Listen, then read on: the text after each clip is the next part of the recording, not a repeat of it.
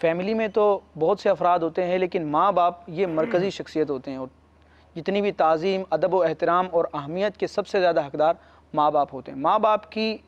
اہمیت اور ان سے احسان اور بھلائی کا آپ اندازہ اس بات سے لگائیں کہ اللہ تبارک و تعالیٰ نے قرآن پاک میں جہاں اپنی عبادت کا حکم دیا، اسی کے ساتھ والدین کے ساتھ حسن سلوک کرنے کا حکم ارشاد فرمایا۔ سورہ بنی اسرائیل کی آیت مبارکہ ہے وَقَضَىٰ رَبُّكَ أَلَّا تَعْبُدُوا إِلَّا إِيَّاهُ، اے محبوب تمہارے رب نے حکم دیا کہ اس کے سوا کسی کی عبادت نہ کرو، وَبِالْوَالِدَيْنِ إِحْسَانًا، اور اپنے والدین کے ساتھ احسان کرو۔ ابن ماجہ کی حدیث پاک حضرت سیدنا ابو امامہ رضی اللہ تعالیٰ عنہ اس کے راوی ہیں کہ ایک شخص بارگاہ رسالت میں حاضر ہوا اور عرض کی یا رسول اللہ ما حق الوالدین علی ولدہما،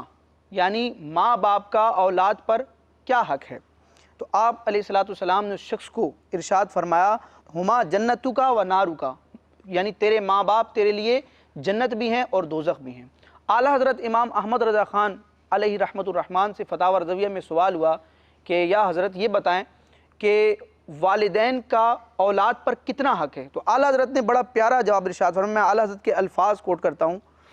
اعلیٰ حضرت فرماتے ہیں اتنا ہی کہ ادا ناممکن ہے، یعنی اولاد پر ماں باپ کے اتنے حقوق ہیں۔ آج تو یہ ہوتا ہے کہ تھوڑا بہت ماں باپ پر مال خرچ کر دیا تو بندہ یہ سمجھتا ہے کہ میں نے ماں باپ کا حق ادا کر دیا اور ان کی ذمہ داری جو مجھ پر ہے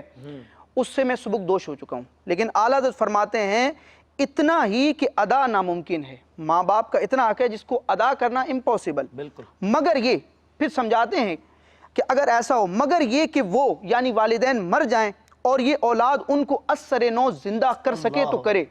کیوں کہ والدین اس کے وجود کا سبب ہے۔ ماں باپ کا کتنا احسان ہے کہ اس دنیا میں آنے کے بعد جتنی بھی انسان نعمتیں لیتا ہے ان تمام تر نعمتوں کا ترتب